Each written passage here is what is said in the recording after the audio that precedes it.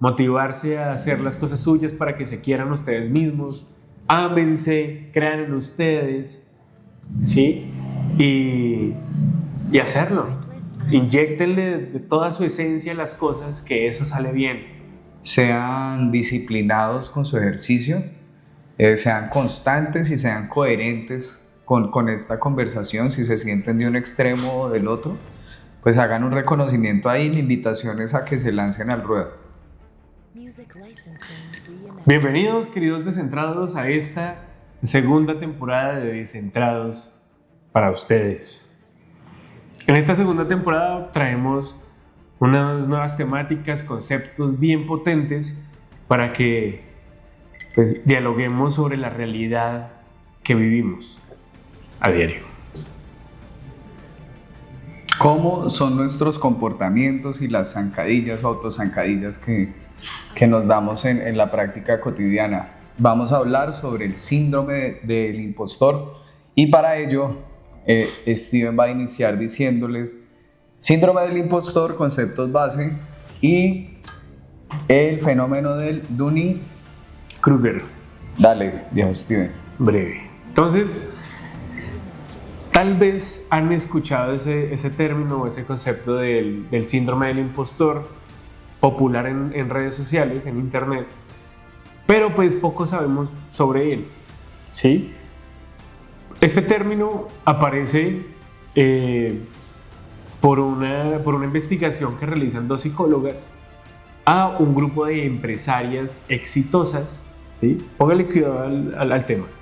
Mujeres empresarias exitosas, ¿sí? En los años 70 aproximadamente, ¿sí? Estas psicólogas comienzan a entrevistar a estas mujeres y descubren que, pues por el contexto social y toda esta cuestión, estas mujeres gerentes de multinacionales, de empresas nacionales, toda la vaina, ¿sí? No se sentían merecedoras del puesto en el que estaban, ¿sí? Y se castigaban ellas mismas, ¿sí? Frente, digamos que a los hombres en este caso particular, porque no creían que merecían estar ahí en el puesto en el que estaban y que aún así lo desempeñaban perfectamente.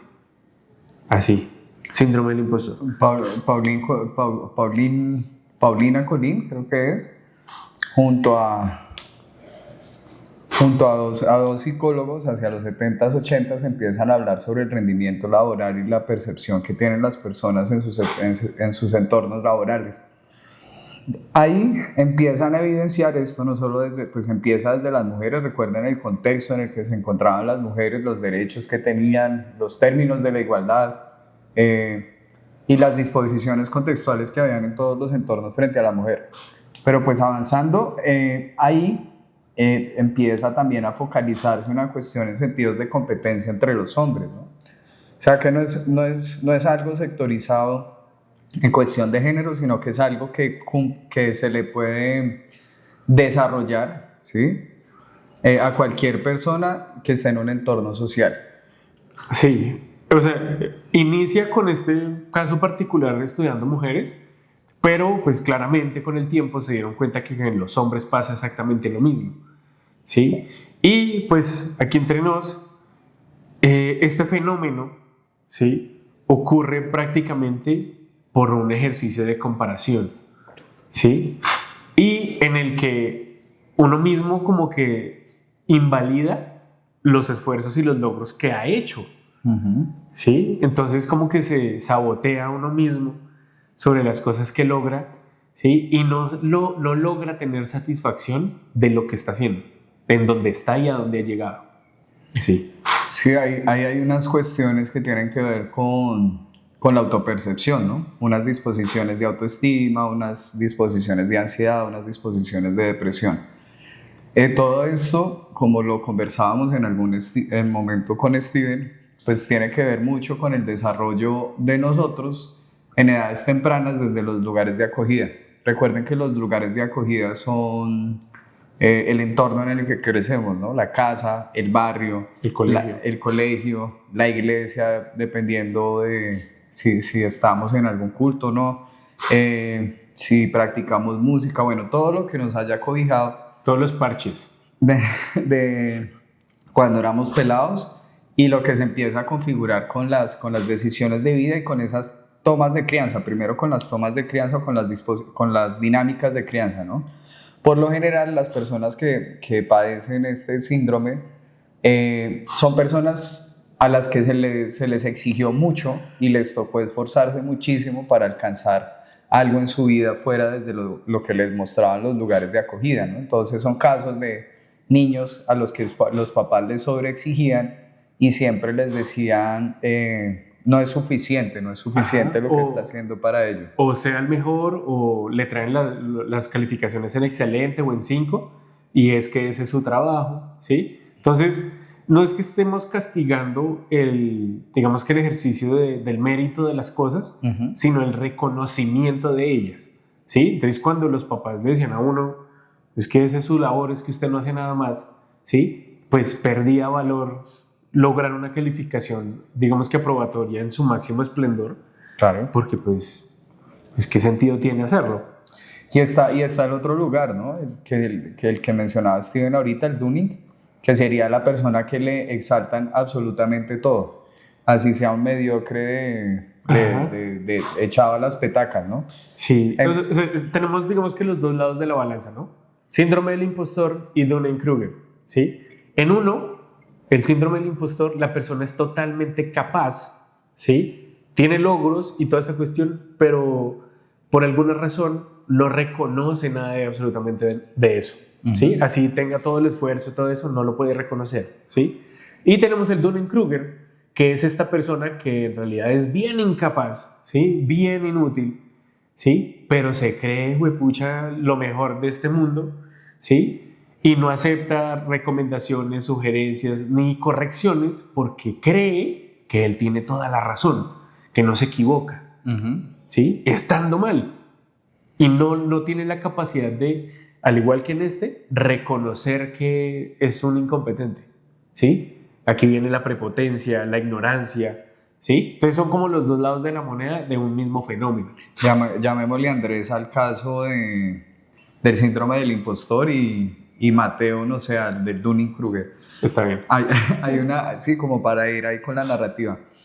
Entonces, hay una película que se llama Los Fockers, si no estoy mal, donde actúa Ben Stiller, Sí, y hay una escena muy precisa hacia eso, donde llegan los suegros a la casa de Ben Stiller y encuentran un cuadro de honor, y el cuadro de honor no tiene que ver con las victorias que él tuvo cuando era niño, sino con la sobreexaltación que le dieron los papás por ser un mediocre. Ajá. Como ustedes pueden ver, la personalidad de Ben Stiller en esa película es una personalidad sumamente, ¿cómo decirlo?, mediática y asentista, ¿no? A todo se va modelando de acuerdo a lo que sucede en contexto, que es otro de los casos, que sería como un complejo, no, una cualidad camaleónica en situaciones contextuales.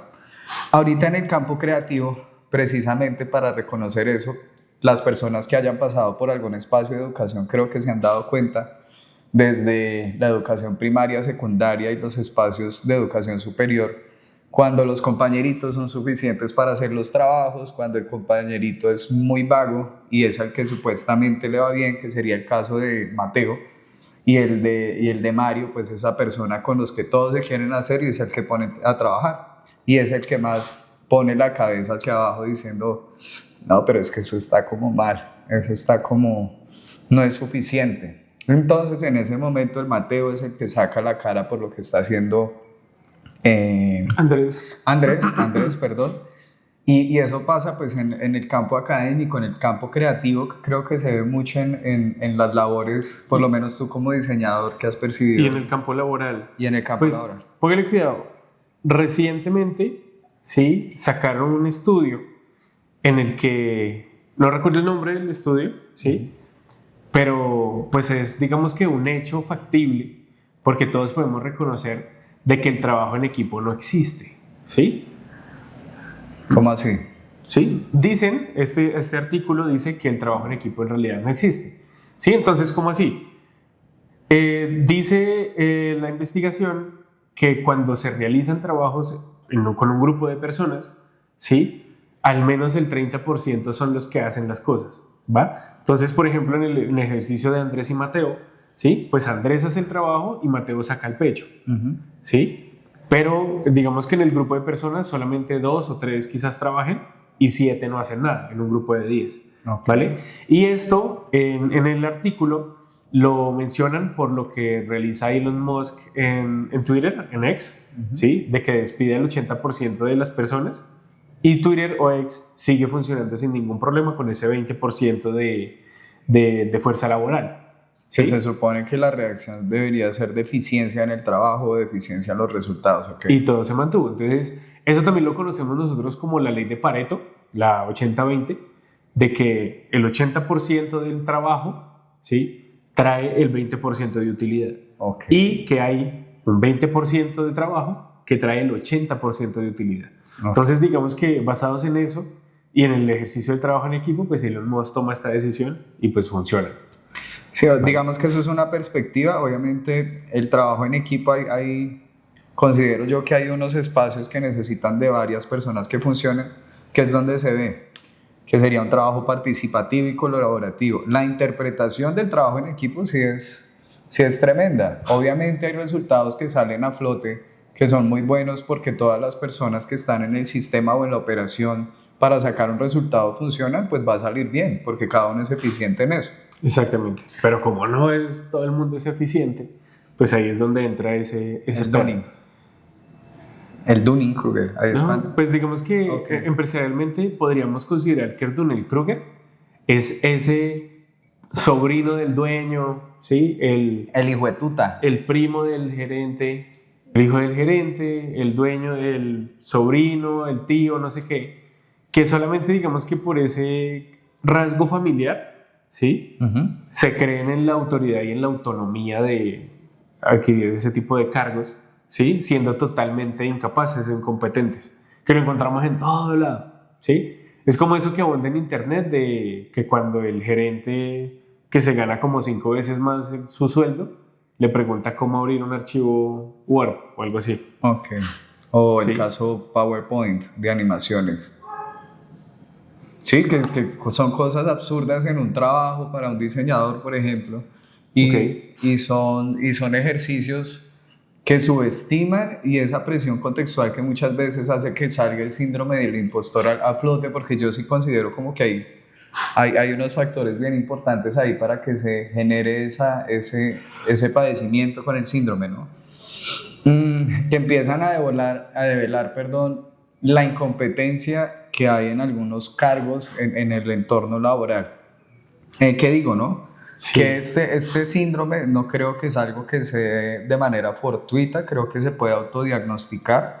Creo que cuando ustedes empiezan en un ejercicio de creación, en un ejercicio académico, en un ejercicio de lo que estén haciendo, que esperen un resultado, ustedes muchas veces se van a dar juguete y a veces se dan sobre juguete y en algunos casos tal vez hasta no presenten los resultados como querían presentarlos, sino que hagan lo que simplemente se les delegó. Es decir, que hay un falto de confianza. El tema de la autocrítica está muy presente, ¿sí?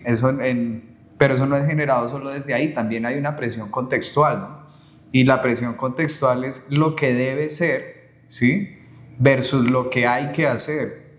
Cuando un contexto define lo que hay que hacer, pues yo no sé cómo es el tema de las agencias, voy a dar como una perspectiva de ahí, precisamente de las agencias de diseño, donde hay una persona sumamente capaz en diseño gráfico, en diferentes ramas del diseño, sea gráfica, diseño gráfico, diseño de interiores, diseño multimedial, en lo que se desenvuelva, pero que sus funciones en la empresa sea hacer volantes, tarjeta de Navidad, corazoncitos y todo eso, que es donde creo que la persona empieza a pensar, o sea, todo lo que yo hice hasta el momento, pues no sirvió para un carajo, o sea, me preparé mal, llega a pensar en eso. Bueno, pues ahí comienza digamos que a nacer un ejercicio de frustración, ¿sí?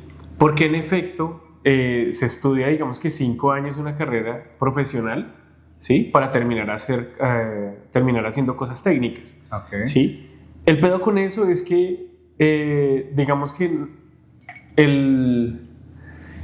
la cosa surge Porque uno como profesional es el que acepta ese tipo de trabajos, Ok. ¿sí? Ya sea que porque uno tiene que pagar cuentas, que porque apenas está empezando su vida laboral, ¿sí? Como cogiendo experiencia, todas esas cosas. Pero el tema con eso es que usted como profesional, si es buen profesional, porque pues sabemos que hay gente competente y que otra que no, si usted es de verdad profesional, ¿sí? Claramente está sobrecalificado por un trabajo técnico, ¿sí? Un trabajo técnico que es un trabajo muy operativo, ¿sí? Ok. Haga y despache, ¿vale? Pero cuando usted lo contratan, ¿sí? Con, digamos que estos títulos de diseñador junior, diseñador senior, ¿sí? En una empresa de 2, 3 empleados, pues esto simplemente no tiene sentido, ¿sí?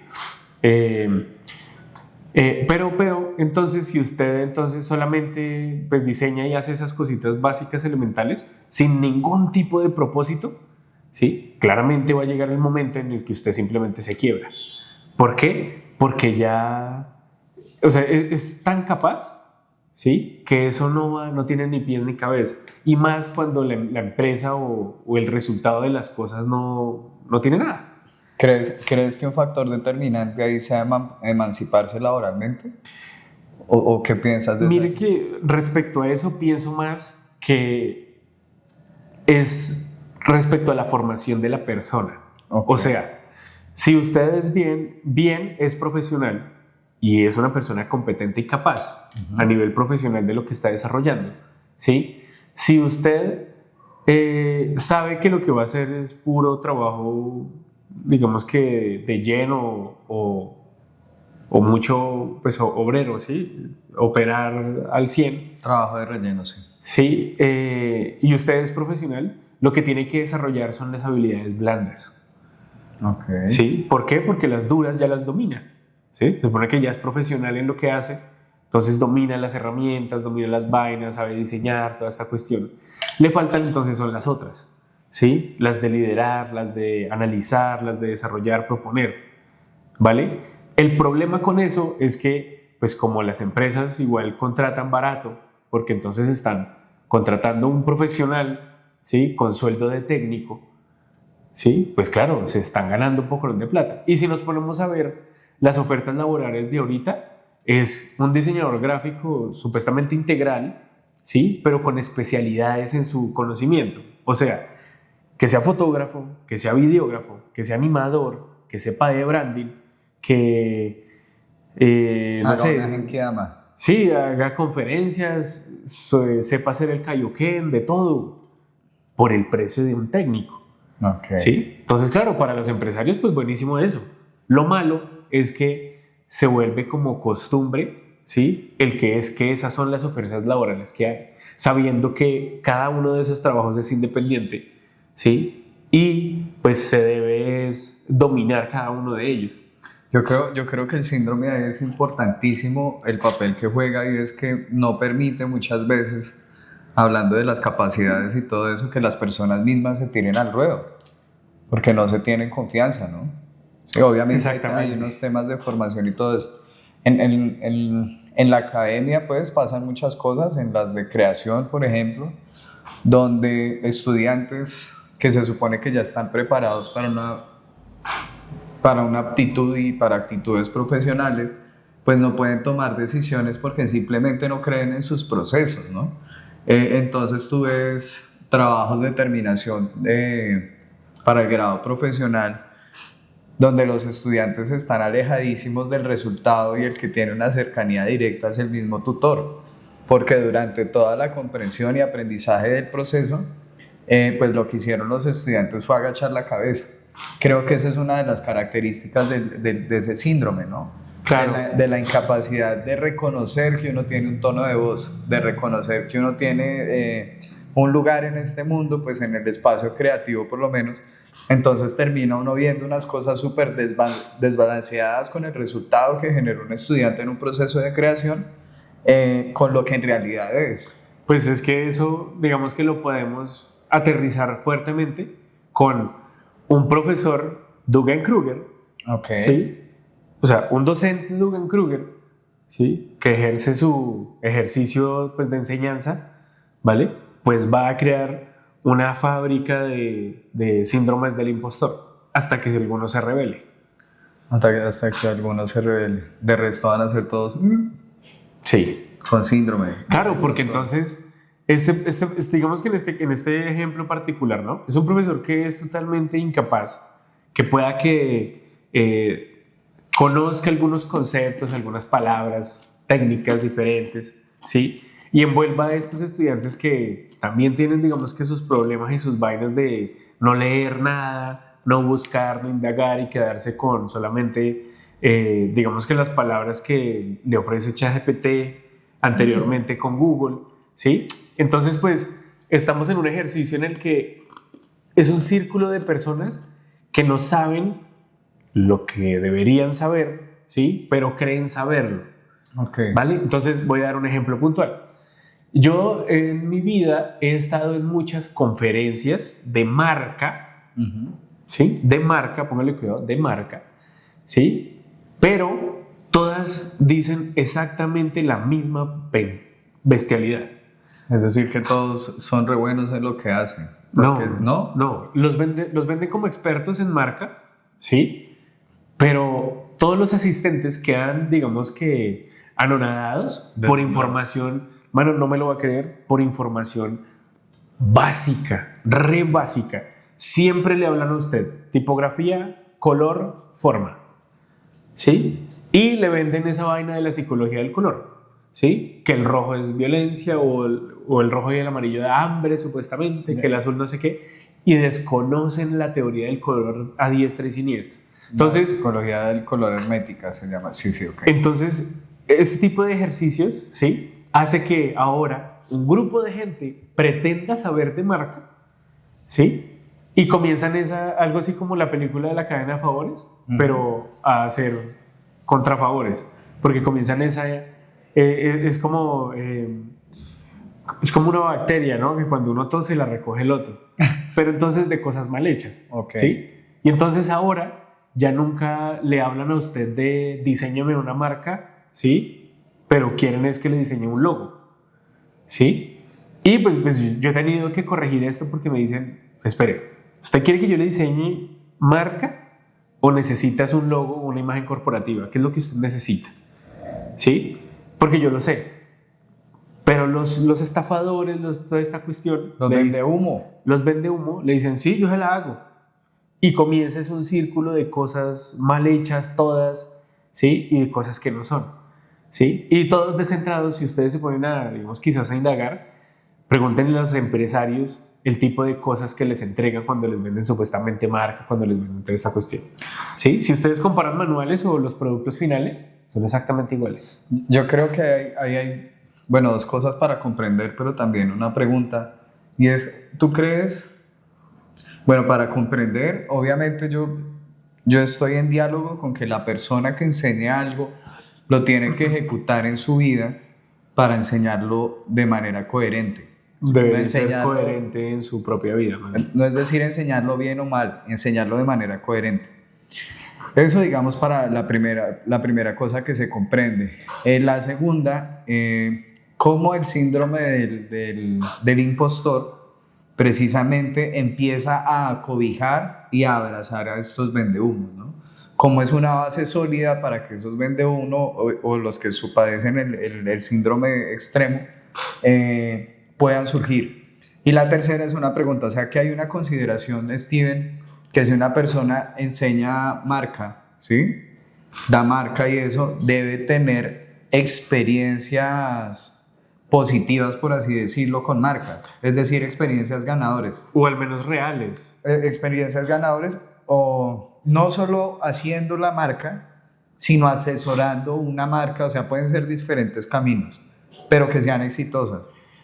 ¿O cómo es eso? No, porque es que, o sea, la situación ahí es en el conocimiento pleno de causa, ¿sí? Por ejemplo, queridos descentrados, no sé si ustedes quizás cuando están trabajando en una empresa o algo así, o en los mismos cuando han sido estudiantes, llega uno de sus profesores y les dice, no, es que yo trabajo para grandes marcas como Alpina, como Coca-Cola, como Pepsi, he desarrollado no sé qué, ¿sí? Y a la final, o sea, cuando comienzan a indagar bien, ¿sí? Es que resulta que, listo, sí trabajó con ellos, pero era un segundón por allá El que sacaba las fotocopias. el que le sacaba punta a los lápices para que los demás trabajaran, ¿sí? Pero pues como estuvo en el proyecto, entonces puede decir ese tipo de cosas, Hizo ¿sí? parte del equipo. O como pues este tipo de cosas no se evidencian mucho, ¿sí? En realidad lo despidieron, ¿sí? Lo echaron por mal trabajador, pero pero si yo sí trabajé, aquí lo dice, ¿sí? Y pues sí, puede ser un hecho, pero es falso, ¿sí? Entonces también tampoco hay que, digamos que tragar entero, como dicen vulgarmente, sobre este tipo de cosas y dejarse convencer o ilusionar, ¿sí? Por, digamos que el nombre de unas marcas reales, ¿sí? Entonces, digamos que eso se ve en las cosas que se ha hecho realmente, ¿sí? ¿Cuántos libros ha escrito? ¿Cuántos artículos ha montado? ¿Sí? ¿A dónde ha llegado? ¿Lo han invitado como conferencista? ¿Usted qué ha hecho?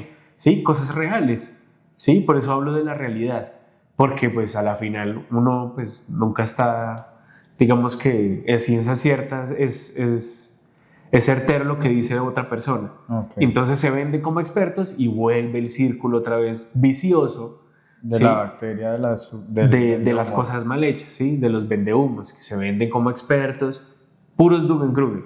Hay una particularidad de Steven en el arte y tiene que ver mucho con eso, y es el tema de las tendencias, ¿no? Y hacia la formación también. Docentes que tal vez docentes que están relacionados con la academia en procesos de creación, que dicen, esta es la parada, esto es lo non plus ultra en términos de arte, dan unas concepciones sumamente lejanas a los contextos que tienen muchos de las personas que estudian, por lo menos acá en Colombia. Todavía tienen esa posición occidentalizada del arte. Hay una posición extrema sobre el uso de los museos y todo eso. Y claro, el estudiante que no tiene como el carácter, que no ha salido de ese síndrome del impostor, pues simplemente asiente. ¿Y qué es lo que pasa? Que eso no está afectando solo al estudiante, sino a la comunidad o a un territorio que está creando de alguna manera, ¿no? Porque todo se vuelve tendencioso.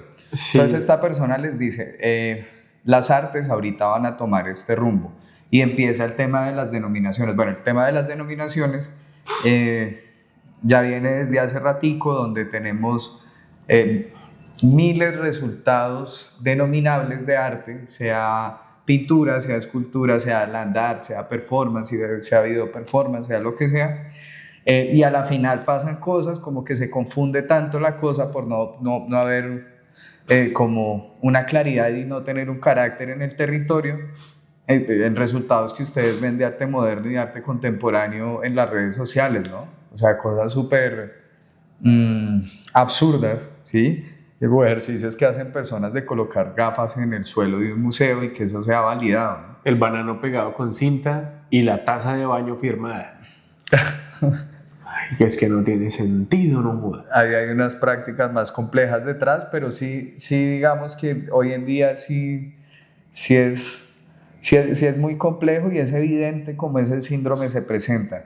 Cómo la mala guianza o el no poder salir de ese síndrome, no poder autodiagnosticarlo ni siquiera, lleva a que los procesos sean siempre para otros, sean ajenos, y que no haya un reconocimiento del proceso mismo. Sí, por ejemplo, quizás ustedes descentrados tengan cercano personas que ustedes admiren, ¿sí? Que sepan que son duros, que a lo bien dominan las cosas, pero que a lo mejor no tienen, digamos que en relación, miran que esta persona, a pesar de todo ese conocimiento y que quizás sí genera dinero y toda esa vaina, no tiene la vida que usted querría tener sabiendo hacer lo que esa persona hace, ¿sí? Y usted entonces comienza a generar como esta especie de espejos, ¿sí? Y digamos que eso es uno de los detonantes para saber, esta persona tiene el síndrome del impostor, ¿sí? Las personas que de verdad son duras, son expertas, pero no lo reconocen. Uno las tiende a confundir con personas humildes, ¿sí? Demasiado tímidas, sí. Sí, porque pues dicen, no, eso es fácil, yo le enseño, no sé qué, y pasito. Y no, eso es muy fácil, eso no lo sé, no es tan difícil de hacer, no sé qué. Pero en realidad es porque demeritan las capacidades potentes que tienen, ¿sí? Entonces la tienden a confundir con supuestamente humildad, ¿sí? Con personas sencillas, pero en realidad es que no reconocen su potencial, a pesar de tenerlo al máximo. Hay unas derivaciones ya que vienes de esos, con ese comentario comportamental, ¿no? Entonces tenemos el síndrome del impostor del solitario, ¿no? Así hay versiones. Que dice que él va a trabajar solo porque se siente incapaz de trabajar con los demás y que los demás van a evidenciar qué tan mediocre es, sabiendo que es el mejor, entre comillas, pues decir el mejor. Sí. El del perfeccionista que alarga y alarga y alarga una práctica porque nunca está conforme con lo que está haciendo. Con el resultado. Está el superhéroe, ¿no? Está el superhéroe que es el que se carga todas las responsabilidades. Precisamente todos esos tienen que ver con que no se evidencia, entonces hace el trabajo de absolutamente todos calladito. Dice, porque tal vez lo que yo haga no vaya a estar tan bien, entonces yo delego funciones para que nadie me vaya a decir nada a mí. Bueno, es puro autosabotaje.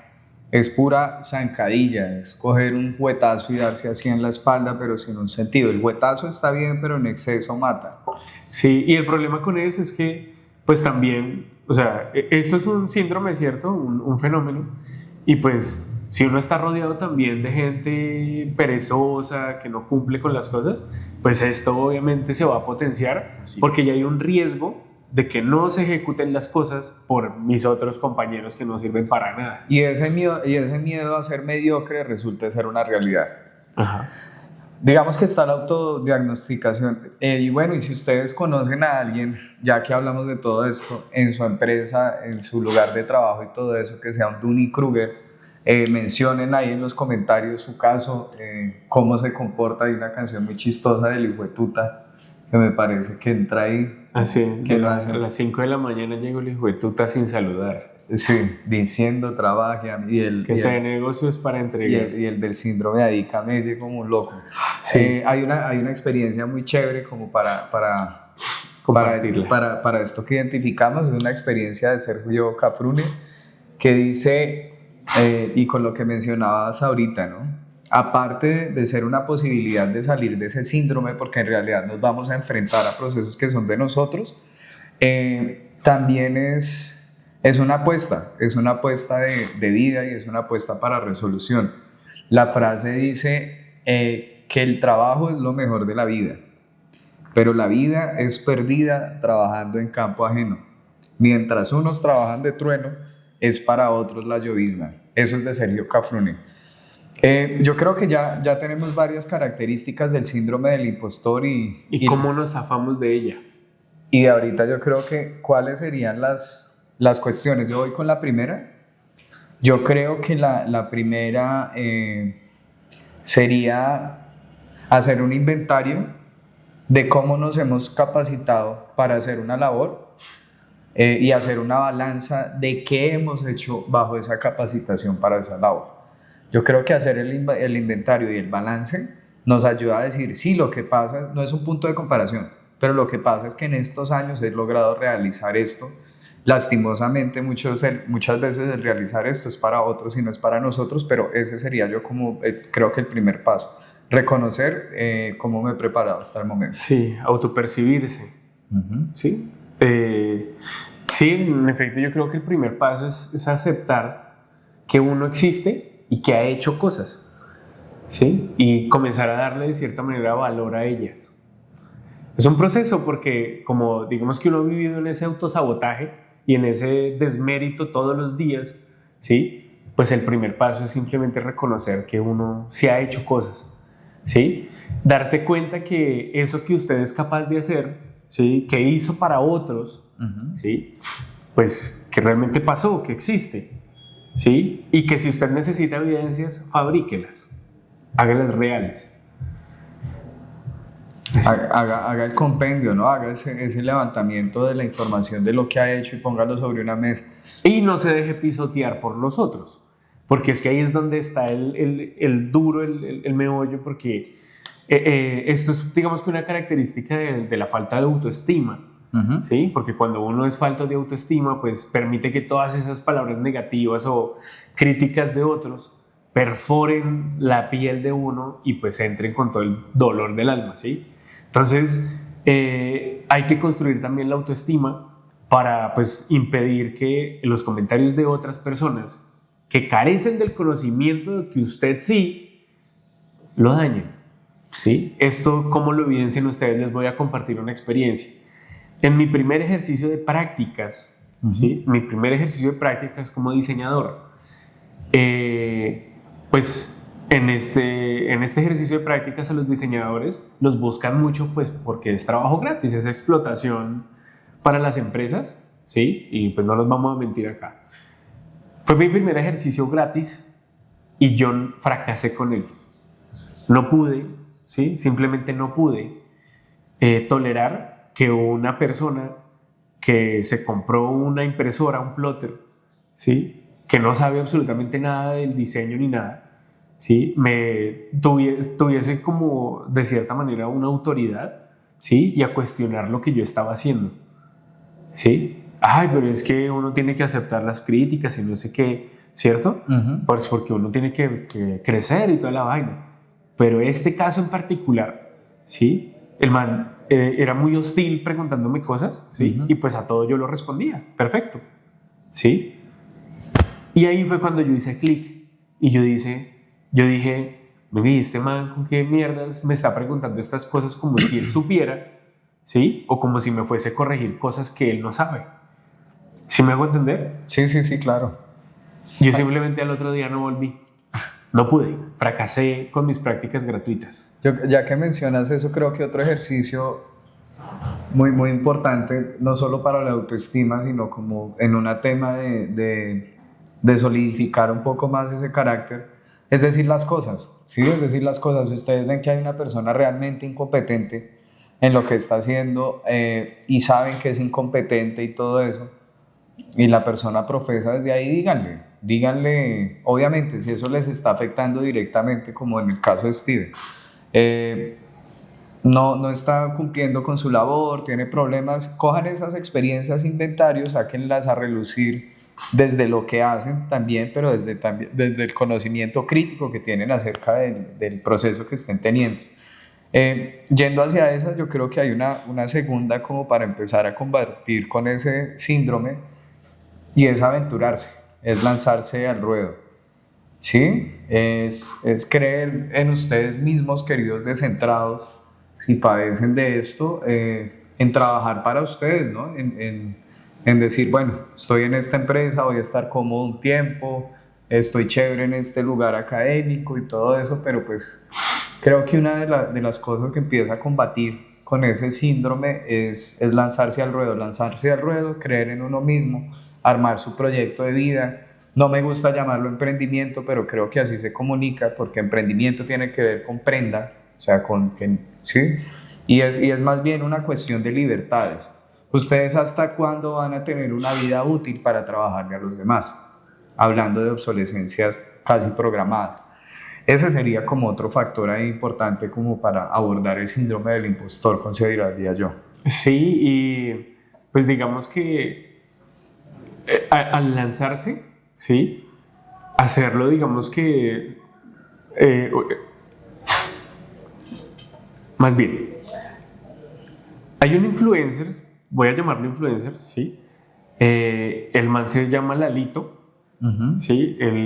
Creo que es un peruano que se vende como un experto en audiovisual, ¿sí? Y pues la verdad, el man es durísimo, es muy potente el man, ¿sí? Y el man, pues en sus redes, ¿sí? Él revisa proyectos audiovisuales, ¿sí? Y pues hace su crítica de los procesos audiovisuales cuando pues les piden que lo critique, ¿sí? Que lo revise. Pero hubo un capítulo de lo que él sube, ¿sí? En donde decía, hola Lalito, ¿cómo estás? No sé qué. Es un video en conmemoración, ¿sí? De la muerte de no sé quién. Y pues lo quise lo quise hacer para, pues digamos que darle reconocimiento a esta persona, toda la vaina, para que lo revise, ¿sí? Lalito lo revisa y comienza a decirle, hermano, ¿sí? Usted cuando hace cosas con el corazón, ¿sí? No las presta para criticar, porque vienen de su corazón, ¿sí? O sea, usted lo hizo con tanto amor y más que es para conmemorar a esta persona que falleció, ¿sí? Eso es, o sea, no le falta el respeto al muerto, ¿sí? Que digamos que sacrificándolo con este tipo de, o sea, no se preste, ¿sí? Con cosas que son del corazón para hacerle críticas, porque así no funciona. O sea, el man, mire, digamos que el man tan duro que es, ¿sí? Que contextualiza absolutamente todo, ¿sí? Y reconoce las cosas cuando son. O sea, él ahí mismo dice, yo no voy a criticar algo que está hecho con el corazón, porque es hecho con el corazón, ¿sí? No tiene ningún otro propósito comercial, ni visajoso, ni de prestigio, más que el de compartir esos sentimientos que yo tengo hacia otra persona, ¿sí? En ese caso particular, ¿sí? Entonces, cuando hablamos de lanzarse al ruedo, ¿sí? De creer en usted, hágalo en ese sentido, de ese amor a usted mismo y ese, digamos que pequeño proyecto que usted quiere hacer, ¿sí? Hágalo sin esperar ninguna crítica, lo está haciendo del corazón, ¿sí? Que usted realmente le inyecte todo ese esfuerzo, todas las cosas y comienza a reconocer que se esforzó usted, ¿sí? Que le imprimió todo el amor y lo vuelve irrompible, ¿sí? ¿Y sabe qué es lo peor que puede pasar con los proyectos personales? Que funcionen y despeguen. Eso es lo peor que le puede pasar a usted si usted tiene síndrome del impostor, ¿sí? Porque va a ser una cachetada total, ¿sí? De reconocer que lo que usted hizo realmente tuvo valor y éxito. Y usted se cachetea, ¡pah! Porque está viendo usted mismo que eso que usted hizo con amor funcionó. Así de fácil. Es impresionante ahorita que hablas del éxito, Steven, que grandes personalidades reconocidas porque lo que han hecho grandes personalidades que han sido reconocidas por lo que hacen en sus disciplinas han sido diagnosticadas con este síndrome. O sea, hasta Einstein fue diagnosticado con el síndrome del impostor. Hay una cosa que es la autocrítica y frente a esos proyectos precisamente. Una cosa es ser autocríticos con lo que hacen. Es decir, en términos de composición, sé que la estoy embarrando acá y tengo que mejorarlo. Pero pilas que el juetazo en exceso los puede llevar a ese síndrome hasta que ustedes tengan hasta el punto en que ustedes tengan unos buenos resultados en la disciplina en los que lo hagan de creación, pero que ni siquiera los muestren o queden con ese ánimo de condescendencia, queden mudos, precisamente porque ya fue tanto el palo que se dieron que se les está impidiendo moverse. Ajá. Y sacan la excusa de ser perfeccionistas. Entonces el éxito va de la mano con eso. Creo que muchas de las personas reconocemos éxito es que les vaya bien en lo que hacen. Con dinero. Sí, bueno, eso ya ahí depende de la percepción. Pues por eso es que es chévere el éxito. Sí, chévere. La percepción.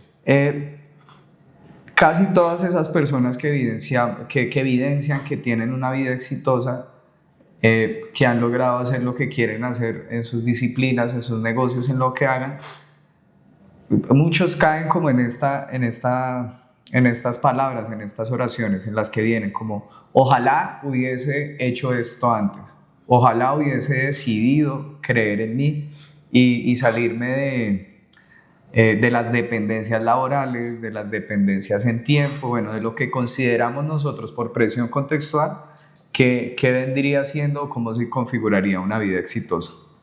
Parece muy, muy importante eso desde ahí. Sí. Vital, tuetanístico, medular, tripiante. Sí, dejando el ego napoleónico a un lado, ¿no? Porque esa es otra que tendría este man estábamos hablando de Andrés y Mateo. Sí, Andrés y Mateo. Y vuelvo y digo, denuncien a esos personajes, pónganlos en evidencia, digan estas personas no sirven para esta mondad y ustedes dejen de darse tanto juguete y crean en ustedes. Crean en ustedes. Hagan su primer proyecto, láncese a hacer su propio proyecto personal, ¿sí? Que de verdad lo peor que puede pasar es que funcione. Casos de éxito de cosas absurdas pues bueno, han sido casos de éxito, ¿no? Ujú. Sí, como por ejemplo esa cuando salió la página de 1 millón de píxeles, Ok. ¿sí? Que vendía el píxel a $1 y logró vender el 1 millón de píxeles, weón, porque se volvió tendencia, ¿sí? Sí, sí. Y uno dice como esa huevona.